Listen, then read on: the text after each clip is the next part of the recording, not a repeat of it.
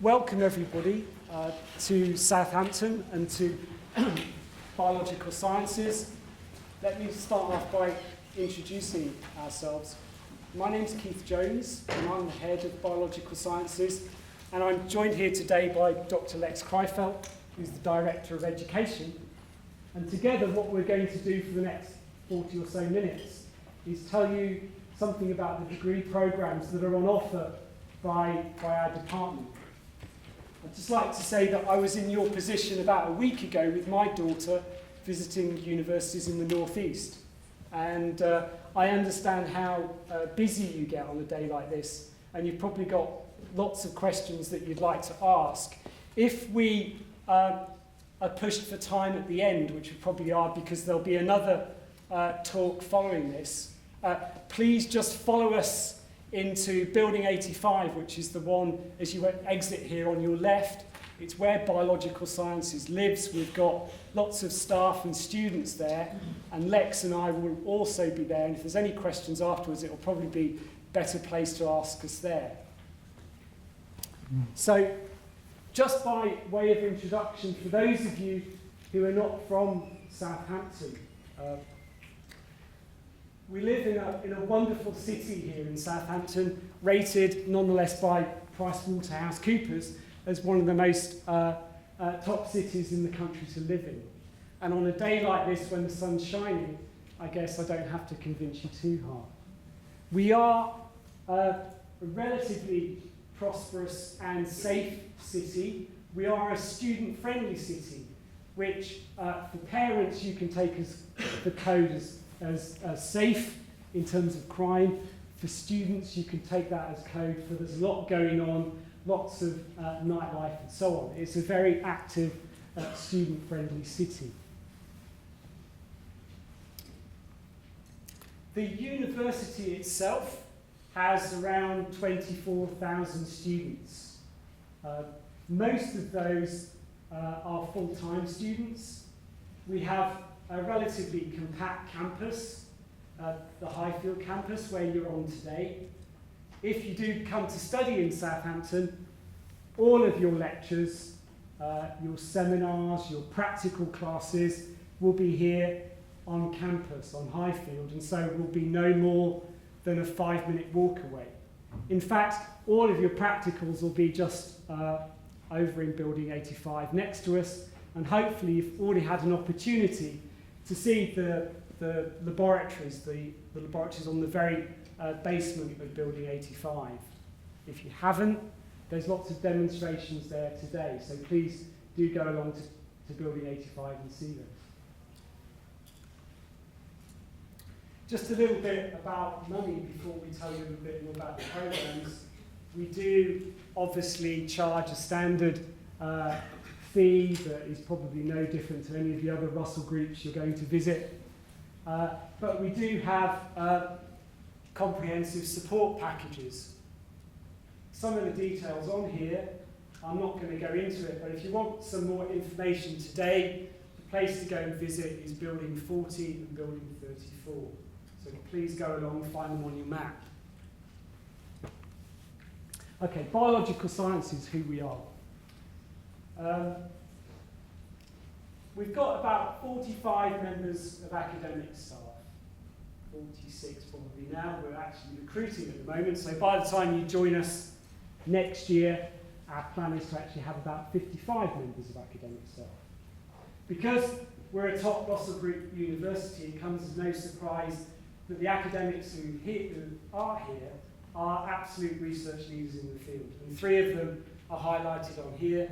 Professor Hugh Perry, he's chair of the Medical Research Council Neuroscience Panel.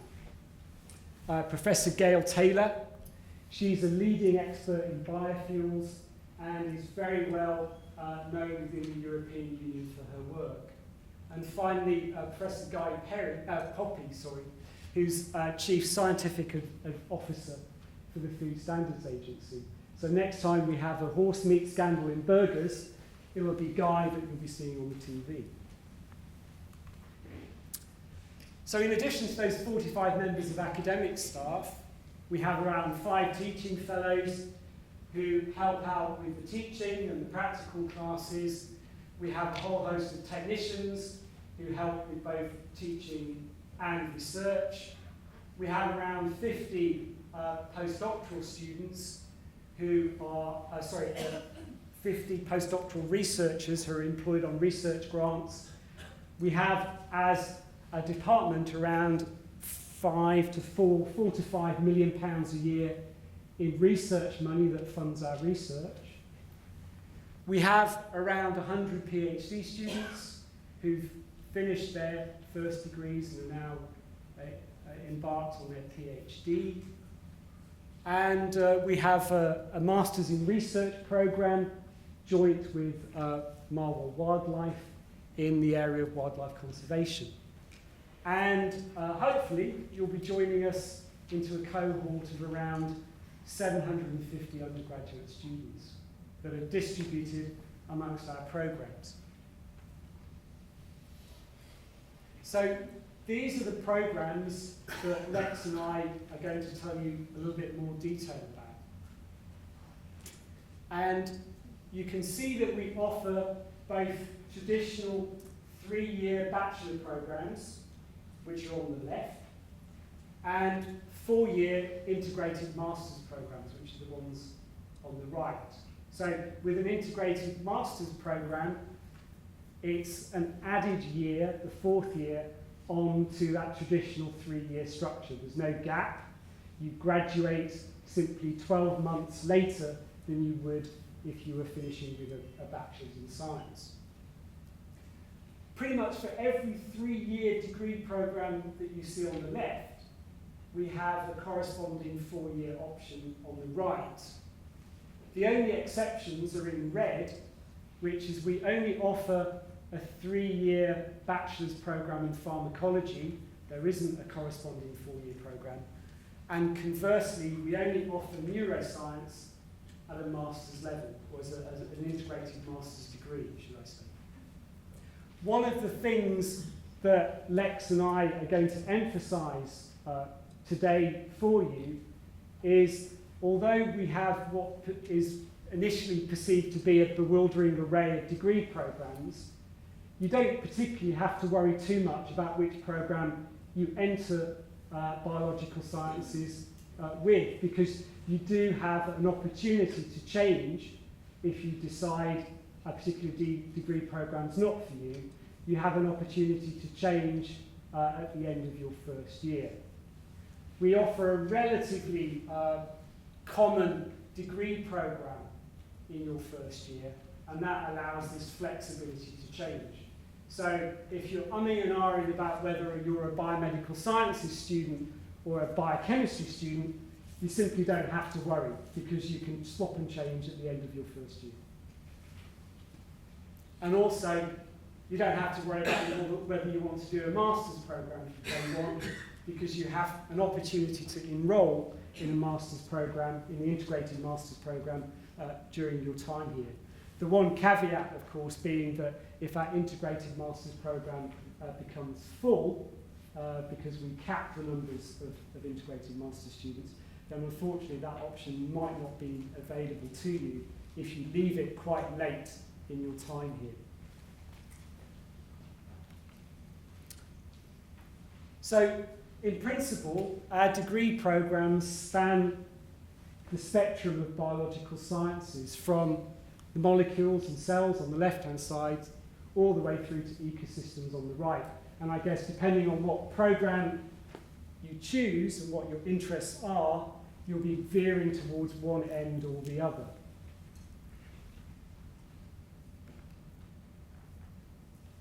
Why study biological sciences? Why want to do it at university? We think there are 3 important reasons.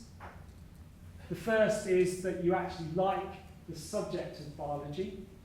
I think enthusiasm for the topic that you come to read at university is the one guarantee that you have of graduating with a good degree.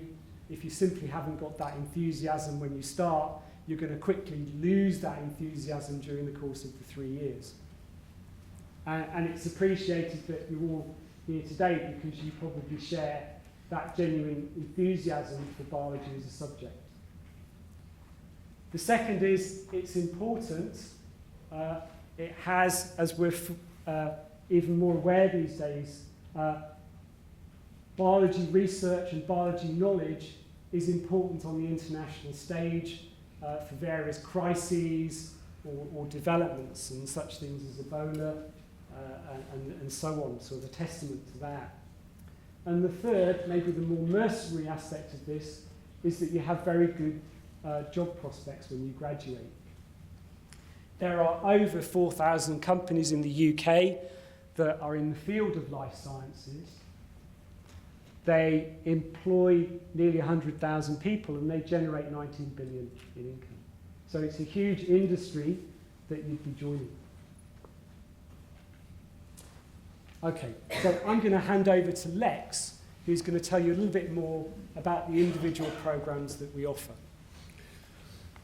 So it's probably easiest to think of our degree programs as being in two different clusters. And I'll explain a little bit more about those clusters in a second. So what I want to do is go over all our degree programs so you have an idea of what we're offering. Give you the opportunity to think whether those degree programs are right for you, which one is really right for you, and also talk a little bit about A-levels and grades that you need in order to be admitted to those programs. Our largest degree program in terms of number of students is biomedical sciences, and this forms a cluster together with biochemistry, neuroscience, and pharmacology. So I'll talk about that cluster first and then move on to the second cluster. So biomedical sciences, which as Keith said, can be studied as a 3-year BSc or a 4-year integrated master's, is really the study of the human body, human cells and tissues, how are they functioning, and what is going wrong when you get ill or you have a disease. So it's that functioning in health and disease which underpins biomedical sciences. So on the health side, you'll be taught things like biochemistry, cell biology, genetics and physiology. And on the disease side, things like cancer biology, genetic diseases, metabolic disorders, neurodegeneration. So that gives those two aspects of biomedical sciences. How does a healthy human body function, and what goes wrong if something goes wrong? So is this a correct degree program for you? Well, it will be if you're interested in how the human body works. If you're interested in both biology and medicine, but especially in the science underpinning medicine, then biomedical sciences really is something for you. It also gives you a range of subjects you can study, and as Keith said, you're not necessarily committed to biomedical sciences if you come in on that program, because within that cluster, biomedical sciences, biochemistry, pharmacology, it's easy to switch during your first year. And as we said, there is a 4-year integrated master's option if you want. So what do you need in terms of A-levels? We're asking for 2 A's and a B in at least 2 science A-levels. One of those science A-levels has to be either biology or chemistry. Your second science A-level can then be biology or chemistry, or one of this range, environmental sciences, math, geology, geography, physics, and psychology.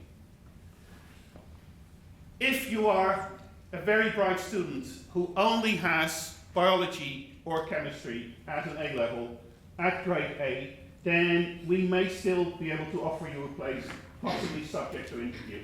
And your personal statement becomes very important, and I'll come to personal statement in a couple of slides.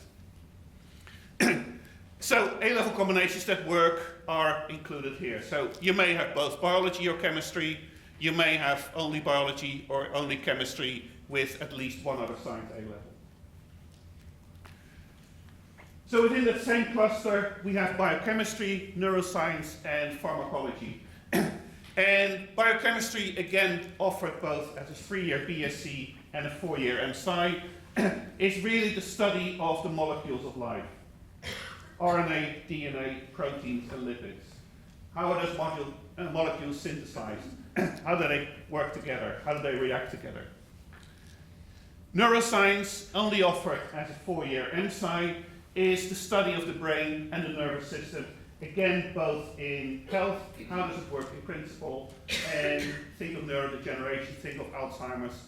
What is going wrong when something goes wrong there? What exactly is the cause of that? Pharmacology, which, as Keith said, is offered only as a 3-year BSc, is the study of how drugs work, how they interact with the body, with cells and tissues. What do you need for these degree programs?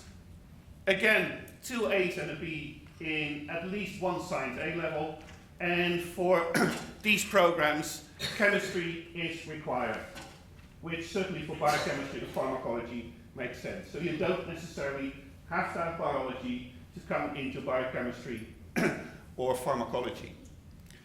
Your second science can be one of that same list which I gave you before. And again, if you're an exceptionally bright student who only has chemistry as his or her science A level, then we may still be able to offer you a place, possibly subject to interview. So let's move on to the other cluster, which consists of biology, zoology, and ecology. All three are offered as a 3-year BSc and a 4-year integrated master's. And of these, biology is the broadest degree program. It's the broadest degree program we have in the Center for Biological Sciences, because basically it covers everything to do with living matter, which, as far as we're aware, is the most complex matter in the universe. So it really is the study of living organisms, which can be at a molecular level, or which can be at an ecosystem, evolutionary level, at the other extreme. Ecology is focused on the interaction of organisms with their environment. And that environment can be biotic, i.e. other organisms, it can be abiotic, temperature, pH, humidity, etc. And finally, zoology is the study of animals, and within these three, that's the most specialized degree program, and that has consequences for what you do in your second year, where biology has 3 compulsory, 5 optional modules, zoology has 6 compulsory, 2 optional modules, to reflect the broadness of biology and the specialized nature of zoology. All three have exactly the same first year. So, as Keith said earlier, if you're not sure at this point whether you want to do zoology or ecology, then pick the one you think you want, and you can change during the whole of your first year from one to the other. So why would you be interested in one of those 3 degree programs? It may be very much like me when I was a little boy. I've always been interested in animals and plants. I was always looking for insects and collecting plants and doing things like that. Simply a pure interest. It may be, and I would certainly tick that box myself as well, that you're really fascinated by how the process of evolution, random mutations followed by natural selection, has given rise to this absolute bewildering variety of life on this one planet. Or it may be that you're more practical and you're really concerned about the environment and what humans are doing to it, and you want to make a contribution in saving our planet for your children and grandchildren. What do you need to get in? Again, 2 A's and a B. Again, at least 2 science A levels, one of which must be biology. And the second one can come from that list, which is now familiar to you. And as I said before, if you're an exceptionally bright student who only has biology as his or her science A level, then we may still be able to offer you a place, again, possibly subject to interview. Now, I mentioned personal statements a couple of slides ago, so let me just clarify what we do with those personal statements. First of all, we don't routinely interview, except, as I said, when you have 1 science A level, whereas we're asking for 2. So what we do in terms of offering you places, we look at your UCAS application, which of course includes your personal statement. We do try to give you a decision ASAP. So what are we looking for in that personal statement? Why are you interested in the degree program you're applying for? What makes you tick? Why do you want this particular degree program? What relevant experience do you have that has informed your decision? So, for instance, work placements or voluntary work. Give us some idea about you as a person, your activities, your hobbies. Just give us some feel for who you are. And also, and that's a difficult question, but give us some idea of what you hope to do after you graduate. You're applying for a particular degree program. Where do you see yourself go afterwards? Now, one thing we're very much aware of is that there will be several people in the audience now who want to get into medicine and use biomedical sciences as an insurance option. In terms of your personal statement, don't try to hedge your bets. Don't try to make your personal statement fit medicine as well as biomedical sciences. Simply write the strongest personal statement you can. But don't feel that you have to keep that option open in your personal statement, because we know what's going on. So that's no problem. Write the strongest personal statement you can. So these are the A-level results that will guarantee you a place, essentially. 2 A's and a B in either biology or chemistry, and 1 science A-level, depending on the degree program. So what happens if you drop to an A and 2 B's? Now, as long as you put us down as a firm choice, as your first choice, then it's still very likely we'll be able to offer you a place. And even if you drop to 3 B's, and you put us down as a firm, we might still be able to offer you a place. In the case of an A and 2 B's and 3 B's, that's not a guarantee. But as long as you put us down as a firm choice, then we will do what we can to give you a place. So the bottom line is you have more chance of getting in with 3 B's as a firm choice than with an A and 2 B's as an insurance. And why is that? Because if you put us down as a firm choice, then you make a statement that you really want to come to Southampton, you're motivated. And we want to try and honour that as much as we can. As I said, it's no guarantee, but our experience from the last couple of years is that the vast majority of 2 A's and a B, 2 B's and an A with firm students, we still have been able to give them a place, and even a few 3 B's firm students. Very, very broadly, how does a degree structure look like? And there are much more detailed brochures and flyers in Building 85. In each of your 3 years, you'll study for 8 modules over 2 semesters, so typically 4 modules per semester, and each module is worth 15 credits, and that gives you 120 credits over a year. So in your first year, you study for 8 modules, 120 credits. Second year, 8 modules, 120 credits. Third year, you'll do 6 modules, which are your typically 12 modules, and then your remaining 30 credits come from your final year project. And Keith will give you more information about what options you have in terms of your final year project. Your final degree classification is calculated by taking your second year average, which counts for 1/3, and your third year average, which counts for 2/3. So your first year average does not count towards your degree class, but of course you have to pass your first year to get into your second year. For the integrated masters, in your 4th year, you will also do 120 credits, but now your research project takes 1/2 of your 4th year. And the weighting is 1 for your year 2, 2 for year 3, and 2 for year 4. And assessment of all these modules is through a mixture of exams and coursework, and that mixture can be 100% exam towards 100% coursework, depending on the module you're studying. The majority of modules will have something like 70% exam, 30% coursework, but it can be all the way to coursework, and it can be all the way to exam. So how are you studying? What does your degree structure look like in terms of your daily activities? Well, clearly, an important element of studying is your lectures. You will also have practicals and tutorials, and I'll talk about the tutor system a little bit later. I'll talk about research projects, which can be taken in a number of different shapes or forms, and Keith will mention those.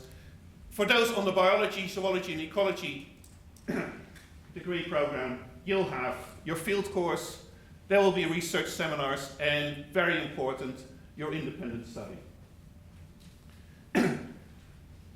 Everything is available through a virtual learning environment called Blackboard, which has all the information from your modules, and also routinely lectures will be captured through a system which is called Panopto, which is not meant in such a way that you don't have to come to lectures, but is meant as an extra revision aid when you start revising and you want to look up, okay, so what does Lex say in that third lecture, because I really missed it, then just go back and check it again.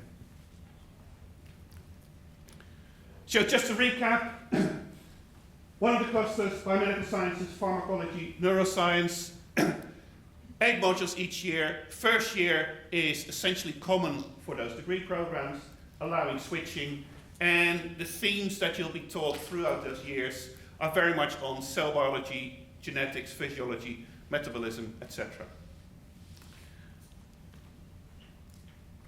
Biology, zoology, and ecology, again, 8 modules per year, common modules for those 3 degree programs, so very easy switching between zoology, ecology, and biology.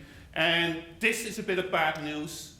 One of your compulsory modules is a field course in southern Spain. So don't plan any weddings or birthdays or whatever, because you have to go to Spain. And here are some pictures from this year. So here are all those very sad students in southern Spain having an absolutely horrible time there. This is where you'll be, and the hostels are in this little village along the coast here, and you may see chameleons. I don't promise chameleons, but you may see them. Now, after all this bad news, the good news is that it doesn't cost you much, because we pay for your flights, we pay for your accommodation, we pay for local transport in Spain. The only thing we don't pay for is your booze. For obvious reasons. So again, because we have a common first year, field course is part of biology, zoology and ecology, very easy to switch between those programs throughout your first year. So each of those degree programs essentially look like this inverted pyramid or funnel, or whatever you want to call it. So in your first year, it's mostly compulsory modules to make sure we lay a broad foundation for your degree program. In your second year, there is a mixture of compulsory generic modules and optional discipline-specific modules. So this gives you the opportunity to start specializing within your degree program in the area that you want to go. Your third year has no compulsory modules. The only thing you have to do is a research project, which we'll talk about later. And then you may continue into an integrated master's, where you go further into the subject, and you may even continue into a PhD, where you really, really dig down into a very, very specific area. I'll hand over to Keith again to talk a bit about the year out in industry. Thanks, Lex. We do give you an opportunity to, at the end of your second year, to suspend your program. So the university doesn't charge you any fees, and you're allowed for a year to just go out there and have some experience working out in industry. 99% of the time that industry is relevant to your degree program. And so some of the examples of companies that our students have gone to are here at the bottom. We have a year out in industry placement tutor, Dr. David Tumbarello, who's there to guide you, to help you in finding a company. But of course, we won't be your employer. It's your employer that will interview you. So we cannot guarantee you a job, but we can aid in that process as much as we can. The number of students who went on a placement last year was 18. This is possibly not as high as you think it should be. We have a lot of students wanting to go out a year out in industry when they come in during their first year thinking, I will do this. But actually they build up friendships, you all build up friendships during the course of those 2 years and decide you simply want to graduate at the same time as your friends. And we find that's the primary reason why the numbers are not higher. Basically, most, if not all of the students who are still wanting to do a year out in industry do actually find a placement. Here are some of the comments. I won't read them out, but I'll just give you a minute to read them. Basically, the people who do it really enjoy it.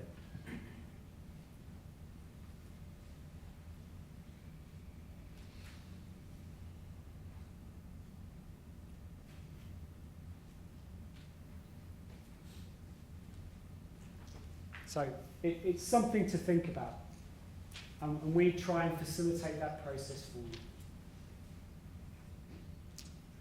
Okay.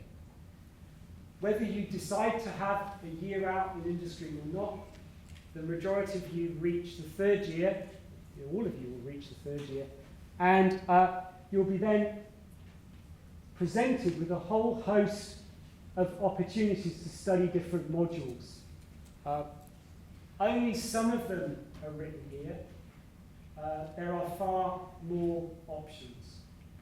We do think that's an advantage of coming to a university like Southampton, a Russell Group university, that by the time that you reach your third year, you will be taught by people who are research leaders.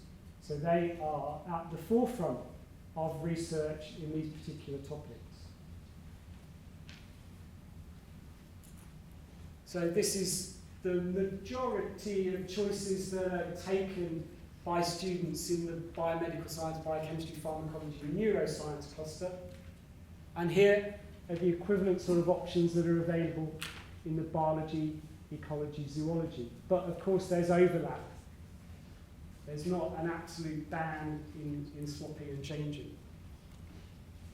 We also at Southampton have a number of modules that are offered that are taught by staff outside of biological sciences. For example, you might be interested in pursuing a language.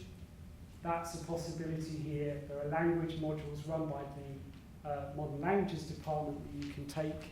And then also we have these sort of interdisciplinary or general modules, and we have flexibility in our programs such that you have an opportunity to take some of these modules that may have only a slight resemblance to biology, or in fact no resemblance to any biological area. Within the biomedical sciences degree and within the biology and zoology degrees, there is an ability to pursue what we call a minor degree. So you graduate in biomedical sciences with a minor in whatever that minor is. Some of those minors are written down here. There are actually 29 minors to choose from. And really, it adds a bit of structure to your degree programs, should you so wish. So that if you take a minor, you're taking one of the modules in that minor during year 1, 2 modules in year 2, and 2 more modules in year 3.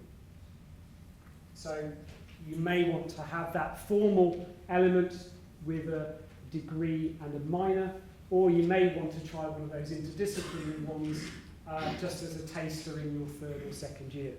We have a high degree of flexibility in our module structure.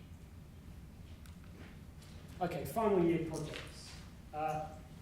So this is about the 3rd year projects. It's 25% of your final degree mark, and if you're doing a bachelor's degree, we do offer a broad range of choices.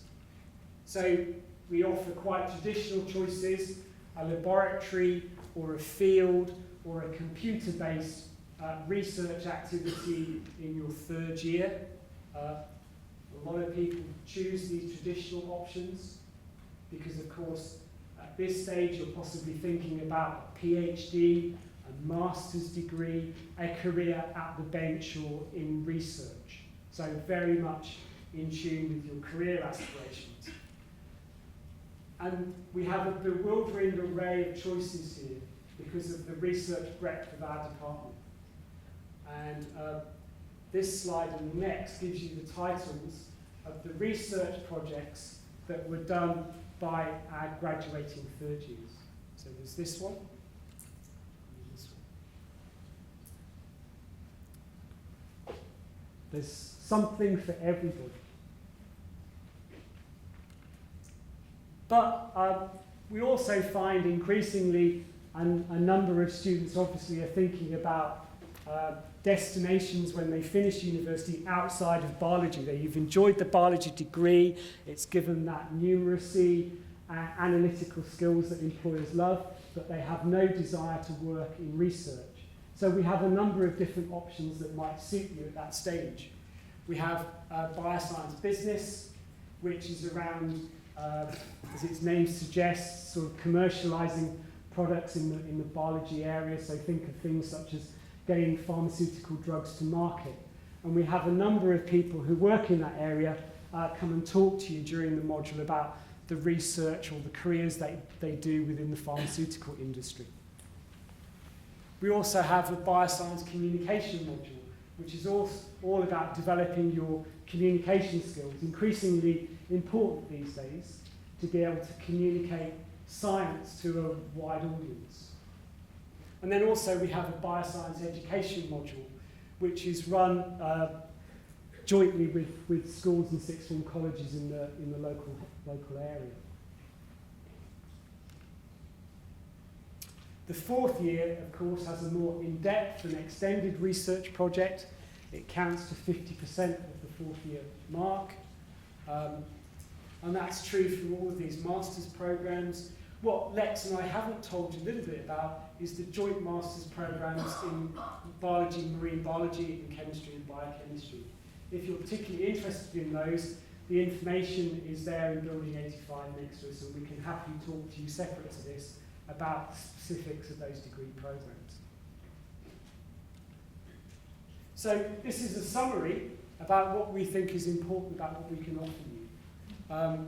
The one thing that I'm going to hand over to Lex to talk to you about to finish off today is actually the point at the bottom, which is about our tutorial system and the support that we give you when you get here. Because we realise that you're growing up, but still university for many people can be a scary place.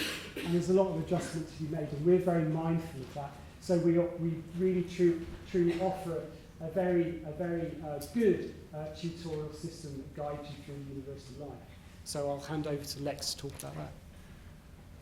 So as Keith said, we're not going to throw you in the deep end and then 3 years later see whether you're still swimming or not. When you come in late September, early October, you'll be allocated to a member of academic staff as your personal tutor. So every year at the end of September, I get a group of typically 8 students, 8 first-year students coming in. Those are my personal tutees for that year. And your personal tutor remains your personal tutor until you graduate. So it's not the case that you change your tutor every year. You keep your personal tutor from the moment you come in until the moment that you leave. And that means that you get to know your personal tutor, and your personal tutor will get to know you. So what's the advantage of you getting to know your personal tutor? Hopefully, if there's anything you're struggling with, whether it's module choices or your exam performance or mental health issues or so, because you know your personal tutor, you trust your personal tutor, you'll be able to come to him or her and discuss these things and ask his or her advice on what to do next. And because your personal tutor will get to know you, he or she will be one of the people writing you a job reference after you graduate or when you're about to graduate. On top of that layer of personal tutors, we also have a number of senior tutors, of which I'm also one. And those senior tutors are there if there is any issue that for whatever reason you can't resolve with your personal tutor, then there is this extra tutorial layer of senior tutors. So apart from your personal tutor and the senior tutor, there is a dedicated teaching office who knows all about all the different forms you need to fill in if you want to change your degree program, or if you need to ask for an extension for a piece of coursework or things like that.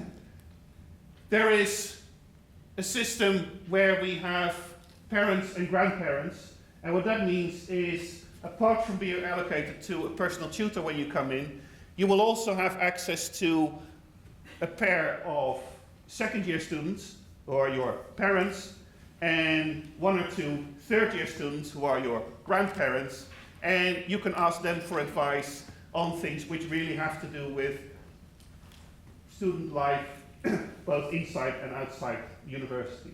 So you have your personal tutor, and then you have your parents and grandparents. So just in case you thought you could get away from your parents, you'll get some back. So this is essentially within biological sciences. Then within the university itself, there is the General Student Advice and Information Center, and there is enabling services, health service and counseling services, should you need them. And also, the sooner you start thinking about your career, the easier it will be. And there is a dedicated careers advisory service where you only need to pop in and ask for advice. So how do we, as a university and as an academic unit, perform in the UK and in the world? Southampton is one of the top 1% of universities worldwide, and we are 86th in the world ranking of universities. We are, as Keith mentioned, part of the Russell Group, which are the top 24 universities in the UK, and as biological sciences, we're 14th in the Complete University Guide and in the Guardian League table. And in National Student Survey, the NSS, which is done every year with graduating students, almost 90% of our students are satisfied with the quality of the course, of the degree program, and satisfied with the quality of teaching. And then you graduate, which may seem like absolutely ages away, but believe you me, those 3 or 4 years will just whiz past and you don't know what's happening, and all of a sudden you're graduating. Now, there is life after graduation, I can tell you. And last year, 80.3% of our graduates achieved a first or a 2-1 degree. And that good degree from a good university does not only give you your academic skills, it gives you a whole range of transferable skills which are highly valued by employers. So for instance, IT skills, communication skills, knowledge about statistics and risk, time management, you may have picked up a foreign language, etc. So those are transferable skills you get by going through our degree programs. What you may also want to do, if you so want, is to sign up to university's graduate passport, and that essentially is a portfolio of all the extracurricular things you do on top of your modules and your research projects. So that's something that you can also hand over to a prospective employer. So not only did I get a first degree in biochemistry, but here are all the other things, the extracurricular things you have done. And to give you one example of those extracurricular things, you will have seen some of our current students in purple t-shirts in Building 85. If they've signed up to the graduate passport, that would be one thing that they can put in that passport. So I've done this, but I've also helped out at open days and visit days. And that means that this whole range of different skills, your academic skills, your transferable skills, and your extracurricular activities, really sets you up for a wide variety of different career options.